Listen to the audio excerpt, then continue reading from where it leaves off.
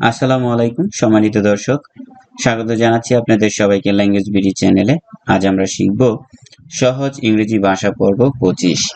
আজকের এই পর্বটি যারা দেখছেন তাদের জন্য দোয়া করি, আল্লাহ যেন আপনাদের খুব সহজে ইংরেজি ভাষাটা শিখিয়ে দেন এবং আপনারা যেন অনবরত ইংলিশে কথা বলতে পারেন। আপনারা ধৈর্য ধরে সম্পূর্ণ ভিডিওটি শুরু থেকে শেষ পর্যন্ত দেখতে থাকুন, ইনশাল্লাহ ভালো মতো কথাই বলতে পারবেন। আমাদের প্রথম যে বাক্যটি আছে আজকের পর্বে সেটা হচ্ছে, আমি তাকে অনেকদিন যাবৎ চিনি। বাক্যটিকে ইংলিশে বলবেন I know him for a long time. এই বাক্যে আই শব্দের অর্থ আমি, নো শব্দের অর্থ চিনা বা জানা, হিম মানে তাকে, ফর এ লং টাইম মানে হচ্ছে অনেকদিন যাবৎ। I know him for a long time, আমি তাকে অনেকদিন যাবৎ চিনি। তারপর লেখা আছে, আমি তাকে বোঝানোর চেষ্টা করেছি। ইংলিশে বলবেন I try to convince him.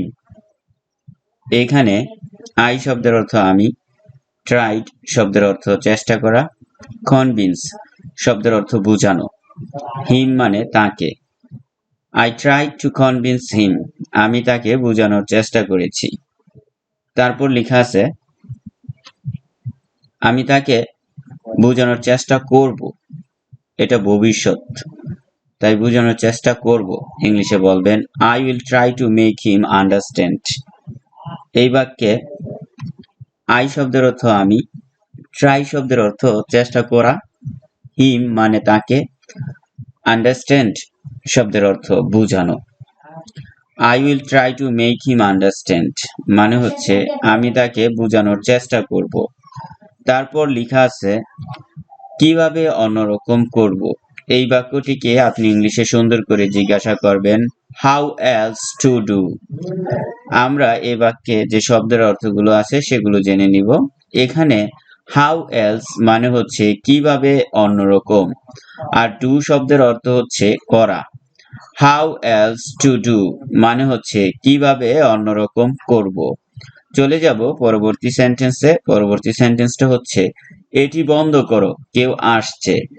সুন্দর করে ইংলিশে বলবেন stop it, someone is coming. বাক্যটিতে স্টপ শব্দের অর্থ বন্ধ করো, সামওয়ান শব্দের অর্থ কেউ, কামিং শব্দের অর্থ আসা। Stop it, someone is coming. এটি বন্ধ করো, কেউ আসছে। আমরা চলে যাব পরবর্তী সেন্টেন্সে। পরবর্তী সেন্টেন্সটি হচ্ছে তুমি কি আমার মেয়ে বন্ধু হবে। ইংলিশে বলবেন will you be my girlfriend. এইখানে ইউ শব্দের অর্থ তুমি, মাই শব্দের অর্থ আমার, গার্লফ্রেন্ড শব্দের অর্থ মেয়ে বন্ধু, আর ইট শব্দের অর্থ হচ্ছে এটা। Will you be my girlfriend, তুমি কি আমার মেয়ে বন্ধু হবে। আমরা চলে যাব পরবর্তী সেন্টেন্সে। লেখা আছে আমি আপনাকে জানাবো।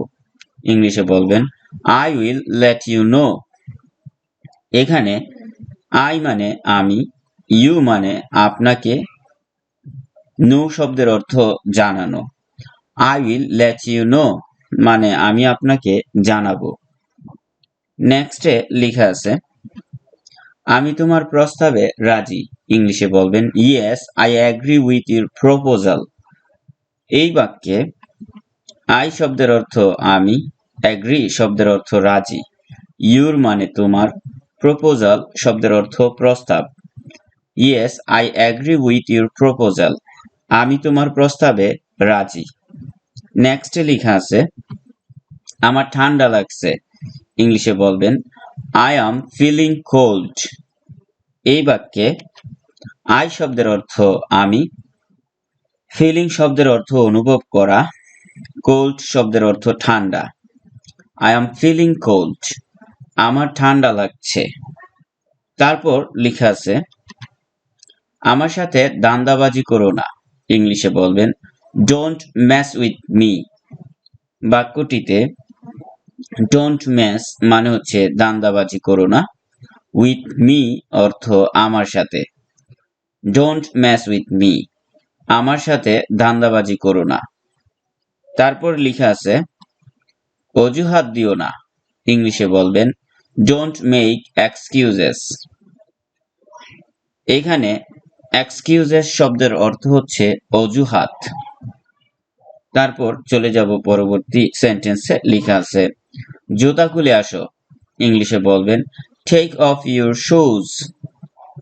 বাক্যটিতে টেক অফ মানে হচ্ছে খোলা, ইউর মানে তোমার, শুজ শব্দের অর্থ হচ্ছে জুতা।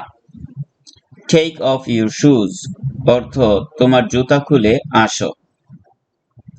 তারপর চলে যাচ্ছি পরবর্তী সেন্টেন্সে। লেখা আমাকে হাসাবেন না, ইংলিশে বলবেন ডোন্ট মেক মি লাফ। এই বাক্যে মি শব্দের অর্থ আমাকে, লাফ শব্দের অর্থ হাসানো। ডোন্ট মেক মি লাফ, আমাকে হাসাবেন না। নেক্সটে লেখা আছে আজ তুমি কি রান্না করছো, ইংলিশে বলবেন what are you cooking today. বাক্যটিতে হোয়াট শব্দের অর্থ কি, ইউ শব্দের অর্থ তুমি, কুকিং মানে হচ্ছে রান্না করা, টুডে মানে আজ। What are you cooking today, আজ তুমি কি রান্না করছো। নেক্সটে লেখা আছে অন্ধকার হয়ে যাচ্ছে, ইংলিশে বলবেন ইটস গেটিং ডার্ক। বাক্যটিতে গেটিং ডার্ক মানে হচ্ছে অন্ধকার হয়ে যাওয়া, ইটস গেটিং ডার্ক মানে অন্ধকার হয়ে যাচ্ছে। তারপর লেখা আছে আমার দিকে তাকিও না, ইংলিশে বলবেন ডোন্ট লুক এট মি।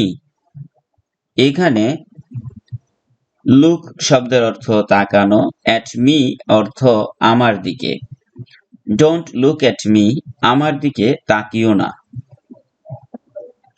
তারপর লেখা আছে খালি পায়ে চলবে না, ইংলিশে বলবেন ডোন্ট ওয়াক বেয়ারফুট। বাক্যটিতে ওয়াক শব্দের অর্থ হাঁটা, বেয়ারফুট মানে হচ্ছে খালি পা।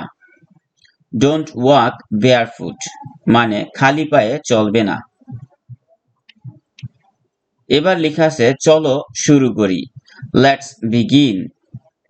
এখানে বিগিন শব্দের অর্থ শুরু করা, লেটস বিগিন মানে হচ্ছে চলো শুরু করি।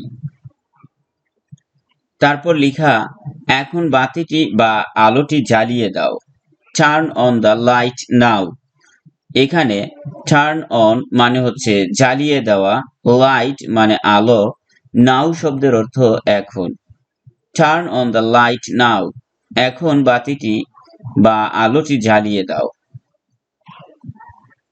তিনি ইতিমধ্যে মারা গেছে, হি ইজ অলরেডি ডেড। এখানে হি শব্দের অর্থ তিনি, অলরেডি শব্দের অর্থ ইতিমধ্যে, ডেড শব্দের অর্থ মারা যাওয়া। হি ইজ অলরেডি ডেড, তিনি ইতিমধ্যে মারা গেছেন।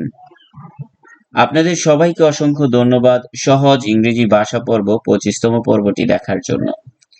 আমাদের ভিডিওটি ভালো লাগলে এই ভিডিওটিতে একটি লাইক দিবেন এবং আমাদের চ্যানেলটি সাবস্ক্রাইব করে নেবেন।